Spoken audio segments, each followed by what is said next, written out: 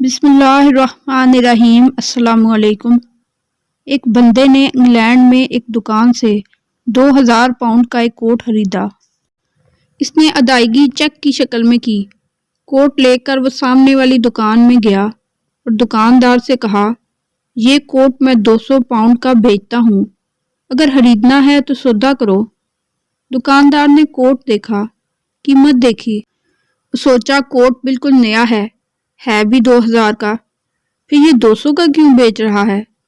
दूसरे दुकानदार ने पहले दुकानदार से इस आदमी ने कोट खरीदा था उसको फ़ोन करके पूछा, जिस बंदे ने अभी अभी आपसे 2000 पाउंड का कोट खरीदा है, इसने अदायगी किस चीज़ से की है। दुकानदार क्योंकि वो बंदा वही कोट मुझे 200 पाउंड का बेच रहा है। पहले दुकानदार ने पुलिस को फ़ोन किया और इस बंदे को गिरफ्तार कराया। केस जब अदालत में गया तो अदालत वालों ने बैंक फ़ोन करके पूछा, ये चेक असली है। बैंक वालों ने कहा बिल्कुल असली है। अदालत ने पूछा, इस बंदे के अकाउंट में बैलेंस है। बैंक ने कहा जी है। अदालत ने कहा आप इस चेक को कैश करेंगे। बैंक ने कहा क्यों नहीं करेंगे। इस बंदे की ज़मानत हुई और वो अदालत से निकलकर फ़ौरन पुलिस स्टेशन गया। इसने 3 आदमियों पर FIR कटवाई। दोनों दुकानदार और पुलिस ऑफिसर पर तीनों को गिरफ्तार किया गया।